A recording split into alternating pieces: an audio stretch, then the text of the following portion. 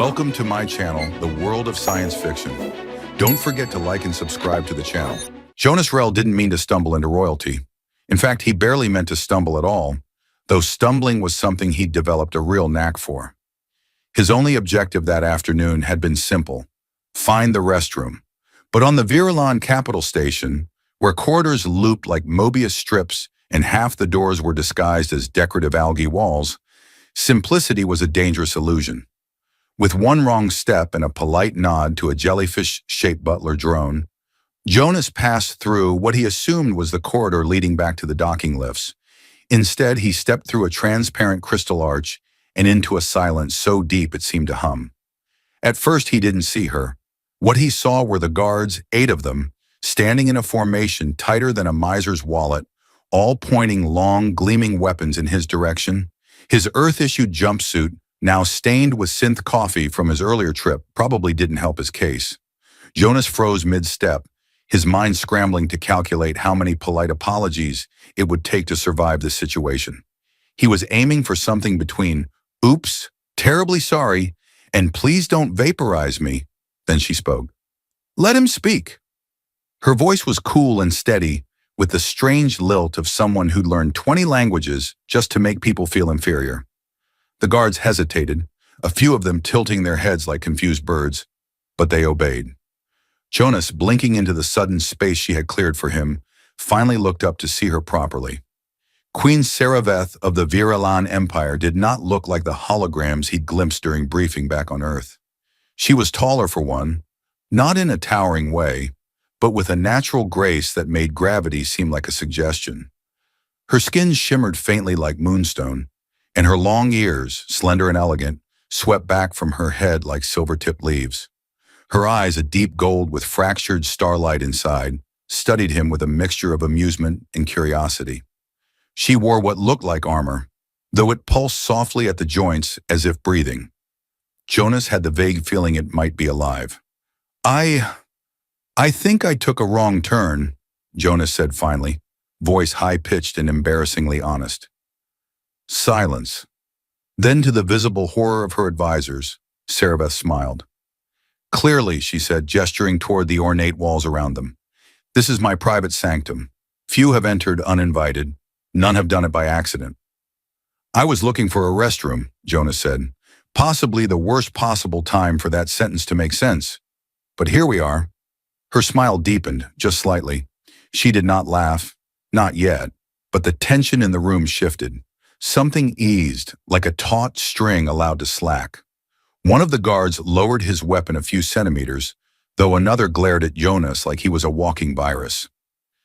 "And now that you're here," Saraveth said, leaning slightly forward on her throne of organic glass and layered starlace, "what do you intend to do?" "Not explode, preferably." "Wise." A pulse of bioluminescent color spread through the walls behind her, as though the room itself approved of the conversation. Jonas resisted the urge to bow, which felt too formal, and resisted even more strongly the urge to bolt, which felt too stupid. "I didn't mean to intrude," he said. I got curious." "Curiosity is dangerous," she said, her eyes narrowing slightly. "Not in the bathroom, it isn't," Jonas replied, instantly regretting the words. "Wait, that sounded wrong. I mean, not that kind of curiosity. Not the plumbing kind. Okay, I'll stop talking now." She studied him for a long, unbearable moment. Then she gestured to the curved seat at her side, transparent and humming faintly with some kind of gravitic balance field. "Sit, human. If you have come by accident, then let us see where accidents lead." Jonas, blinking rapidly, took the offered seat and whispered under his breath, "This is either the start of an amazing story or a really weird dream." The throne room's walls flickered in silent amusement. The chair hummed under Jonas like it had an opinion about him, and a fairly snobbish one at that. It adjusted itself automatically, emitting a low-frequency vibration that seemed to scan his body for posture, inefficiencies, stress levels, or possibly snack preferences. Jonas sat as still as he could, unsure whether the chair would reward sudden movements with comfort or containment. Queen Saraveth didn't speak immediately. She regarded him the way an astrophysicist might regard a rubber duck floating through a particle accelerator, bemused, slightly alarmed, but too intrigued to stop the experiment. Behind her, the chamber's crystalline walls shifted in hue, responding to her mood in faint pulses of color, soft turquoise now, with subtle flashes of gold. "So," she said at last, her voice echoing with just a touch of command, "tell me something I don't know." "About what?" Jonas asked, then cleared his throat. "Sorry, I meant, Your Majesty or Your Radiance. Is there a preferred title?" Her left eyebrow arched gracefully. "You may call me Saraveth, for now." "For now. Great, no pressure." He exhaled through his nose. "Well, Saraveth, I suppose I could tell you that Earth humans have an irrational fear of cheese that's been sitting out for more than 4 hours. We call it food safety, but really it's just cowardice." A faint glimmer of amusement touched the corners of her mouth. "That is unexpected." Jonas shrugged. "You asked for something you didn't know. I have an entire galaxy of useless trivia rattling around in my skull. Perhaps not as useless as you think." She leaned back, tapping the edge of her throne. A moment later, a hovering disk the size of a dinner plate floated over from a nearby alcove, bearing a set of cups shaped like twisted spirals. A glowing liquid within shimmered between violet and jade. "It is called Draloth," she said, "a traditional infusion for diplomatic engagements, or interrogations." Jonas hesitated. "Are you sure you want me drinking that? I once fainted from eating space chili." "I am not responsible for your fragile digestion." He lifted the cup, sniffed and winced. "Smells like burning flowers and ozone." "Correct. It is brewed using solar flare residue and the sap of a tree that only grows in gravitational vortices." "Very comforting." He sipped, and to his astonishment, the taste was smooth, electric, and just slightly fizzy. "Okay, that's weirdly amazing." They sat in a moment of quiet, sipping Draloth and watching the room subtly adapt to their exchange. The chamber responded to her like it was alive, adjusting light, temperature, even the faint scent in the air. Something like cedar wood and stars. Saraveth tilted her head. "Tell me the real reason you came into this room." "I really did think it was a restroom." She narrowed her eyes. "You expect me to believe that the galaxy's most absurdly secure room was mistaken for a hygiene station?" "Well, the door shimmered. In my defense, on Earth, that usually means it's either the restroom or a trendy ice cream shop." She looked away for a moment, as though trying to decide whether she was being insulted or entertained. When she looked back, her expression had softened a fraction. "No one has spoken to me like this in years." Jonas blinked. "What, like?" "With sarcasm and mild panic?" "With sincerity," she said. "Even your panic is honest." He scratched the back of his neck. "Guess that's my specialty. Honest panic." Saraveth stood, the folds of her armor folding like fluid metal. As she paced slowly, her long ears flicked slightly at ambient sounds, and Jonas noticed something else, a faint weariness beneath her grace. It was the kind of exhaustion that didn't come from battles or late nights, but from having to be something, always. "Why are humans really here?" she asked suddenly, without turning around. Jonas paused. "I could give you the official line, trade, research, partnership, peace. But honestly," he let out a slow breath, "we're here because we want to be included. We don't want to be the kids stuck on the edge of the galaxy with our noses pressed to the force field, watching everyone else have the party." Silence followed. Then Saraveth turned, and for the first time, her smile reached her eyes. "Perhaps," she said, "you should stay a while longer." The next morning, Jonas awoke to find his bed floating. Not metaphorically, literally. The whole frame hovered about a meter off the floor, gently bobbing as though caught in a tide he couldn't see. He tried to sit up, only for the bed to perform a slow roll that deposited him onto a floor which instantly changed texture, cushioning the fall with a polite puff of lavender-scented mist. "Good morning," said a soft voice above him. A round, translucent orb drifted from the ceiling, blinking with little stars. "You are in guest habitat 9B. I am Vossel, your assigned comfort node. I've taken the liberty of optimizing your sleep cycle by 93%, and applying a mild dermal rejuvenation protocol. Your skin will glow for at least 12 hours. You're welcome. Jonas groaned, pulling himself to his feet. Can you optimize my dignity too? I think I left it on the floor. Dignity is not currently a measurable parameter, Vossel chirped.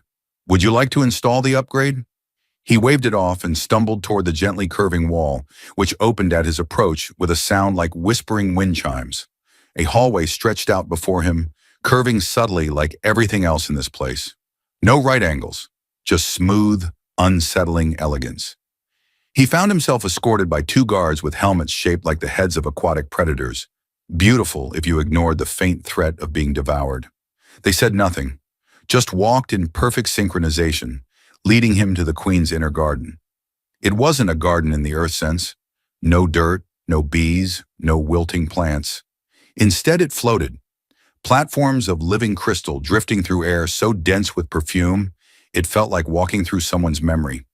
Strange flora bobbed in the air, blooms that pulsed to distant rhythms, vines that rearranged themselves like curious pets, and a few glowing pods that Jonas tried very hard not to stare at, unsure if they were fruit or sentient.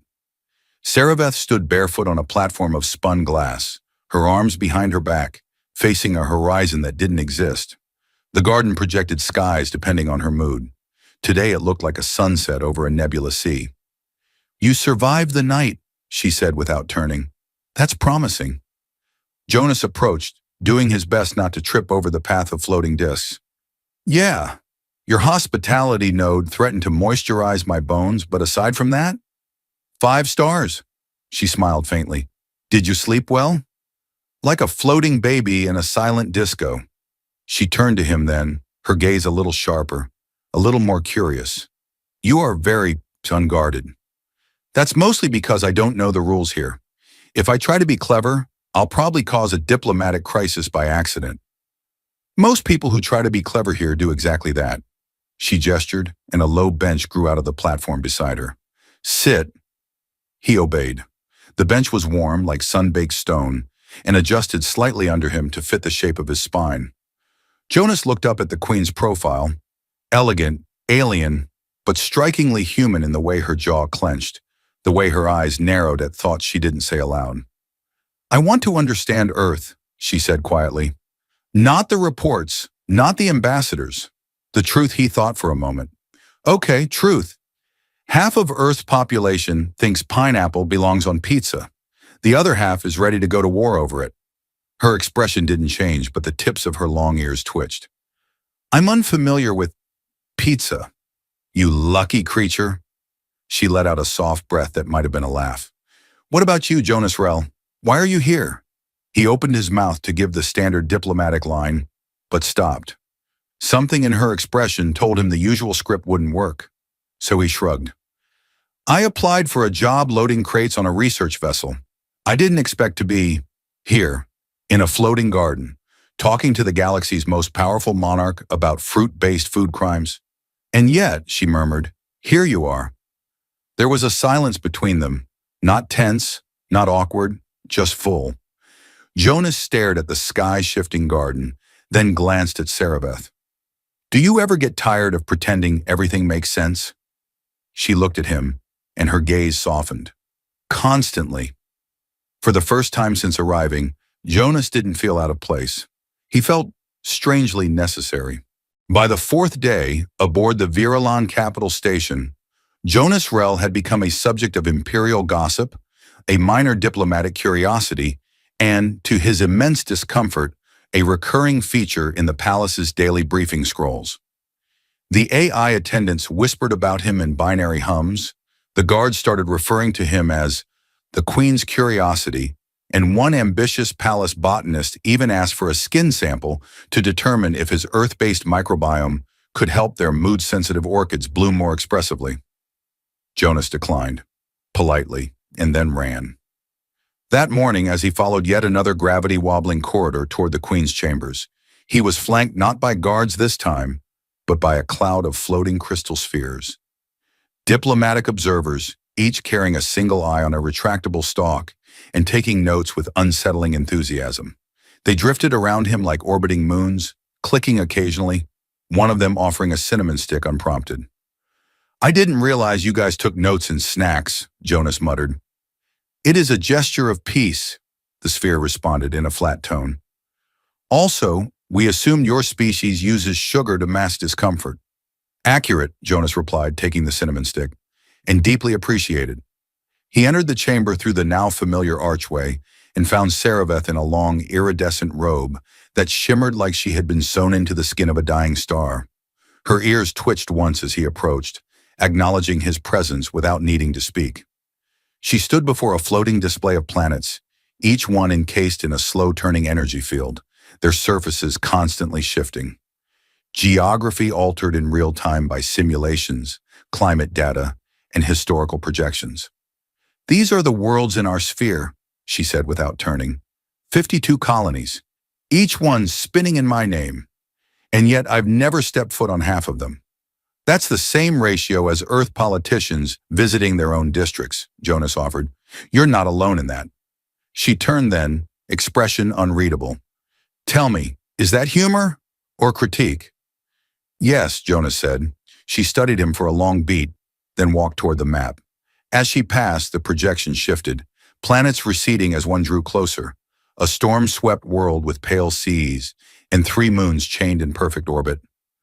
Do you know what this one is called? She asked. No idea, Jonas said, but it looks like a planet you'd wear boots to. She allowed a small smile. It's named Virelanin, one of our first colonies. It rebelled 70 years ago. We pacified it with economic isolation and environmental dampening. We made it so quiet, the winds there don't even whistle anymore.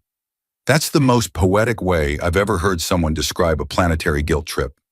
Her gaze flicked to him again, this time more intently. You are not afraid to be irreverent. I am deeply, but my mouth and my self-preservation instincts haven't spoken since college. For a moment, the weight of the room shifted. The projections dimmed, the observers drifted quietly back, and Saraveth exhaled slowly, as if she'd been holding her breath for weeks and only now remembered how to let it out. Come, she said, I want to show you something real. She led him down a narrow corridor Jonas had never seen, one unmarked by holograms, unguarded by the usual silent sentinels. The walls here were older, less polished, filled with etched symbols from a time before the throne. The queen's fingers brushed one of the glyphs as they walked. This place was built by my grandmother. She believed in truth beneath ceremony.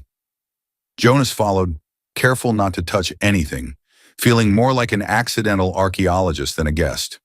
Eventually, they entered a chamber unlike any other, circular, softly lit, with a single seat in the center. Not a throne, not even a chair, just a platform. Around it, hundreds of memory stones floated, each one glowing faintly, flickering with embedded images. Laughter, arguments, battlefields, births. This is where I come, Saraveth said, when I need to remember what it means to rule without forgetting how to feel. Jonas stood in silence, watching as one of the stones drifted toward him. It showed Saraveth, younger, laughing uncontrollably as she spilled tea on what appeared to be a flustered general's boots. You were a mess, Jonas said, grinning. I was human, she replied. Then softly, I still am, in the ways that matter. He looked at her, standing not as a queen now, but as a person navigating a universe that demanded masks. You know, Jonas said, if you ever want to take a break from all this, I know a place on Earth where they serve terrible coffee, the worst jazz you've ever heard, and absolutely no memory stones. She tilted her head. Tempting. And for a fleeting second, the queen smiled like a woman who'd forgotten she wore a crown. By the time Jonas had been aboard the Virelin station for a week, it became evident that life in the palace wasn't just about palace politics or alien diplomacy. It was a strange dance, where the most dangerous thing was silence, and the most powerful tool was an unexpected joke. That morning, Saraveth invited Jonas to accompany her to one of her rare public appearances, an address to the Virelain Council.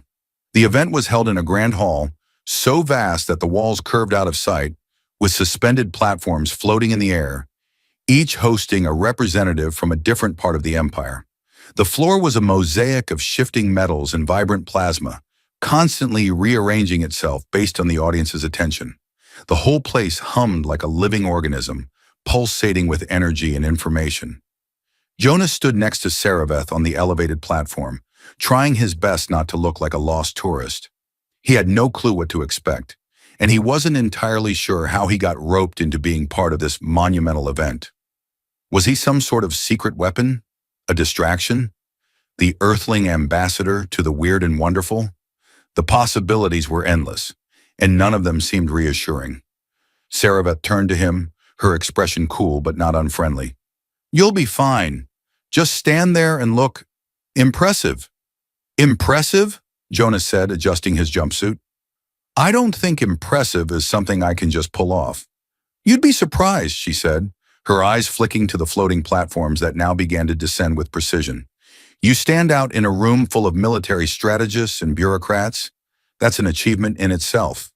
"Great, I'm the trophy human." He sighed and then added, "Do you need me to smile more? Should I flex or something? Save your strength for later. The council likes it when you act natural." Jonas was still trying to figure out what acting natural meant when the first of the floating platforms came to a rest. The representatives stood, their various faces, some humanoid, some insectoid, some with eyes that seemed to orbit, looking down at the queen and her guest. The council members were silent, waiting. Jonas couldn't decide if it was the tension or the air, but his palms began to sweat. Sarabeth began her speech, her voice resonating with the deep metallic echo of power.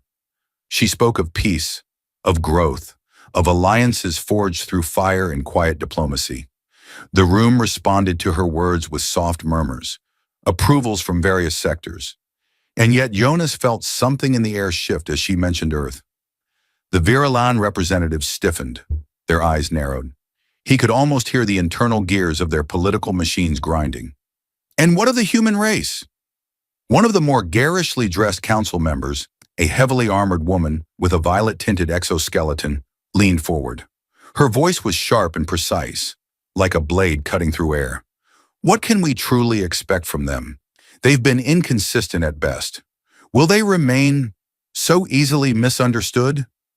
Jonas opened his mouth to offer something that might be diplomatic, but instead he found himself leaning toward the mic. "You mean, will we keep putting pineapple on pizza and calling it a food revolution?" he blurted before he could stop himself. The room went dead silent.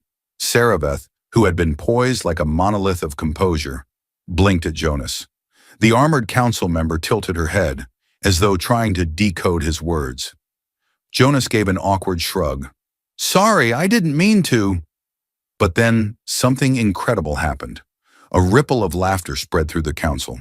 Soft at first, then louder, until even the most stoic members, including the violet-armored one, let out a chuckle, or a series of mechanical whirs depending on what sort of anatomy they had.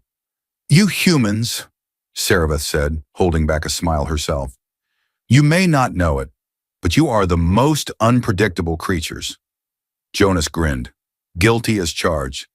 "But hey, you've got a whole galaxy of formalities. Sometimes a bit of comedy keeps things fresh." The council seemed to agree, at least for the moment. Sarabeth's speech continued, but now there was an ease to the proceedings. Even as she spoke of trade routes and future alliances, Jonas noticed that more eyes were focused on him than on the intricacies of intergalactic policy. Some took notes, others took mental notes. "Perhaps," Sarabeth continued, her voice cutting through the shifting mood of the room, "perhaps the greatest strength of humanity lies not in their predictability, but in their chaos, in their ability to disrupt what we have built, to question the very foundation of what we assume to be true. Maybe that is the lesson we can learn from them." The violet-armored woman nodded slowly, clearly impressed. "Indeed, chaos is a catalyst for change. How refreshing." As the meeting continued, Jonas felt an odd sense of pride bubble up. He'd come here on accident, sure, but now he realized that maybe being the only human in the room didn't mean he was a liability. It meant he was a puzzle, a mystery, and yes, an accidental comedian. By the time the council meeting wrapped up, Jonas had inadvertently become the star of the show. Sarabeth turned to him as they walked out, an approving look in her eyes. "Not bad, human. Not bad at all." Jonas grinned. I'm just happy I didn't accidentally start an intergalactic war with my food preferences. Sarabeth raised an eyebrow. You could have, but somehow I think they'll remember your pineapple comment more than your diplomatic faux pas. Jonas chuckled. Well, I'm happy to make an impact, no matter how strange it might be. The sun set over the Varellan capital station in the most spectacular way possible, which was to say it didn't set at all. The artificial stars which orbited the station in perfectly synchronized patterns simply flickered into different configurations, and the entire cityscape shimmered under their delicate light. Jonas stood by the observation deck, gazing out over the glittering sprawl of the station below. He had never seen a sky quite like this. There were no clouds, no sun sinking below the horizon, just endless stars, each one a little brighter than the last, floating in geometric harmony. Beside him, Sarabeth leaned casually against the edge of the platform, arms folded. She had abandoned her usual armor in favor of a long, flowing cloak made of something that shimmered with the colors of distant nebulae. Quite the view, Jonas said, feeling a bit out of his depth. He had never been much of a stargazer. On Earth, the best he could do was look up at a crowded sky and try to find constellations that looked like something more than just dots of light. Sarabeth smiled, but it was a small smile, one that didn't reach her eyes. Yes, it is, but it's also one of the most isolating views you can have. Jonas raised an eyebrow. Isolating? You're surrounded by the most advanced civilization in the galaxy? And this is isolating? The more you see of it, the more you understand how separate it all is. The Empire has expanded far beyond my control. Every piece of it is an echo of something I built, but it grows on its own now, like a child becoming a stranger. Her voice carried the weight of centuries, of decisions made and lives shaped. Jonas didn't know what to say to that. He'd seen a little of what it meant to be in charge of something bigger than yourself. Nothing that came close to this. But he understood the feeling of losing control over your own creation. So instead, he did what he did best. He made a joke. Well, if it's any consolation, you still have the best views in the galaxy. Plus, you've got me for company, and I can guarantee that'll never get boring. Her lips twitched as though fighting the urge to smile. No, you're right about that. There's nothing boring about you. They both stood in silence for a few moments, the hum of distant machinery and the soft murmur of the station's life below the only sounds. Jonas let the quiet settle in, not wanting to push her. He had learned a lot in the past few days about the station, the people here, and Sarabeth herself. She wasn't like the political figures back home. She wasn't just the sum of her decisions, and yet sometimes she seemed as if she was suffocating under the weight of her own empire. Do you miss it? Jonas asked suddenly, unsure where the question came from. The old days, before it all got so complicated? Sarabeth turned toward him, her golden eyes reflecting the artificial stars. She took a breath, and Jonas could almost feel her considering the question, weighing its gravity. I miss the simplicity, she said at last, when I could make a decision and see its effect immediately. But that's gone now. I've built a machine that runs without me. She paused, her voice softening, and I'm not sure how to stop it. Jonas looked out over the view, feeling a pang of sympathy for the woman who, despite having everything, seemed so isolated. He wanted to say something meaningful, something profound, but instead the words that came out of his mouth were, well, typical Jonas. Honestly, I think the best way to deal with a machine that runs without you is to accidentally press a button and hope it breaks. Sarabeth blinked, clearly taken off guard by his suggestion. What? I mean, think about it, Jonas continued, warming to his point. You want the machine to stop, right? So press a button. If the machine breaks, it forces you to figure out a new way to make it work. And if it doesn't break, well, you've probably just made a new button to press. Her expression softened slightly, her posture loosening as if she were considering the idea. You have a curious perspective on these things, Jonas Rell. Well, I'm an accidental diplomat, he said, half smiling. I specialize in fixing problems with sarcasm and too much coffee. Sarabeth chuckled softly, the sound so rare and human that it caught him off guard. She looked at him, really looked at him, for the first time since they'd met. You're not what I expected. I'm not what anyone expects, he said with a shrug.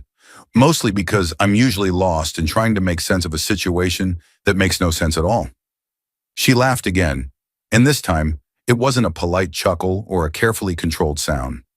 It was genuine, the kind of laugh that made her seem, for just a moment, like someone not weighed down by the entire galaxy. For a moment, the stars above them seemed to shimmer a little brighter. The weight of the empire, of her responsibilities, didn't seem quite as heavy, and Jonas, for the first time since arriving, felt like he wasn't just a foreigner in a foreign land. He was, for better or worse, a companion. "Thank you," Sarabeth said quietly. Jonas turned to her, surprised. "For what?" "For reminding me how to laugh," she said softly. Jonas grinned. "You're welcome. I'm just here to keep things weird." And for a moment, in that strange floating garden among the stars, it didn't matter how far away Earth was or how complicated the galaxy seemed. For once, it felt like they were both just people, humans and aliens, standing in the same place, sharing the same space. The Viralan capital station had become both a home and a maze to Jonas Rell. It had been weeks since he stumbled into Queen Sarabeth's private sanctum by accident, and since then, his life had taken turns he could never have predicted. He'd started as a confused cargo technician with no ambitions other than to not get vaporized by alien guards. Now he found himself standing in the grand hall of the station, a place he had learned to navigate with some degree of confidence, though not entirely without stumbling over his own feet. Sarabeth stood beside him, wearing the regal attire that was now as much part of her as the empire she ruled. The once mysterious queen, wrapped in layers of celestial armor, had become something more: a ruler, a friend, and perhaps, in a way, a fellow traveler. Her long ears flicked slightly as they watched the crowds below. The first official Earth-Viralan treaty signing in history, an event that Jonas had unintentionally played a role in. "I think we're actually doing this," Jonas said, a touch of disbelief in his voice. "Earth and Viralan, officially allies. I can't believe I'm the poster child for this." He gestured to the banners overhead, emblazoned with his own face. Apparently someone thought a human face would be a bold statement in the Intergalactic Council. Sarabeth gave him a side glance, her lips twitching. "You don't look nearly as dignified as I thought you would," she teased. "I'm not dignified. I'm lucky." He grinned, nudging her lightly. "Besides, if anyone had told me I'd be negotiating with your council—" He paused, eyeing a floating hologram of a turtle-like alien negotiating a trade deal. "I'd have taken a nap instead, like a really long one." "Perhaps you should nap now," she said. "Your speech is up next." "Great," Jonas muttered, looking nervously at the assembled representatives. He could feel his palms sweating already. "You know, this is the part where I typically make some sort of witty remark to save myself from looking like a complete disaster." Sarabeth chuckled and placed a hand on his shoulder, her fingers warm. "Don't worry. No one expects you to be perfect. They only expect you to be unexpected." Jonas took a deep breath, steeling himself. "Well, that's a relief. Being an accident-prone diplomat is actually my specialty." "Then by all means continue with your specialty." She smiled. "This time, try not to break anything." With those words, she nudged him forward, and Jonas stepped up to the podium. The assembly fell silent as he stood before them. In the back of his mind, he could hear the faint hum of the Viralan station, the distant echo of 1,000 systems working in perfect harmony. It was almost overwhelming. He opened his mouth. "So, first of all, I'd like to thank everyone for allowing me to accidentally become the bridge between two civilizations. Honestly, I'm still not entirely sure how this all happened, but here we are." He paused and shot Sarabeth a glance, who was watching with a raised eyebrow. "If you've ever wondered what happens when a clueless human gets thrust into the middle of your political mess, I'm your living proof." The council members stared at him in confusion, but a few shifted in their seats, clearly intrigued by his unorthodox approach. "But," Jonas continued, finding his stride, "I think that's what makes humanity different. We don't have it all figured out. We fumble, we make mistakes, and yeah, sometimes we put pineapple on pizza." There were a few nervous chuckles from the crowd. "But the point is," Jonas said, his voice gaining strength, "we're willing to admit when we're wrong. We're willing to make an effort. and we're willing to ask questions when we don't have the answers. That's what makes us human. And maybe that's why we're worth including in your story. The silence stretched for a moment, thick and expectant. Jonas felt the weight of their gazes pressing down on him. But then slowly, almost imperceptibly, the tension lifted. A murmur of approval passed through the crowd. Sarabeth was smiling, but her smile was something different now. More like the smile of someone who had come to terms with the strange, unexpected nature of her own life. When the formalities were done, when the treaties were signed, and when the delegates began to disperse, Sarabeth and Jonas stood alone in the now quiet hall. The weight of the moment settled around them, but there was no fear in it, just an overwhelming sense of accomplishment. "You did well," she said, her voice low and sincere. "I just made it weird enough for them to think I know what I'm doing," Jonas replied. Sarabeth's laugh echoed through the hall, light and free. "And that's all that's ever been needed." Jonas looked out at the station, watching the stars flicker above them. For the first time in weeks, he felt a sense of peace settle in his chest. He wasn't just the human who'd wandered into a room by accident. He wasn't just the diplomat who'd cracked a few jokes. He was a part of something bigger now, something that was still unfolding. And maybe, just maybe, he had helped shape it, if only a little. As they walked out of the hall together, the doors closing behind them, Sarabeth turned to him. "Shall we go get that coffee?" Jonas grinned. "If it's still terrible, then yes. I'll take mine extra weird." Sarabeth smiled, her golden eyes reflecting the stars outside. "It always is." And for once, that didn't seem quite so bad.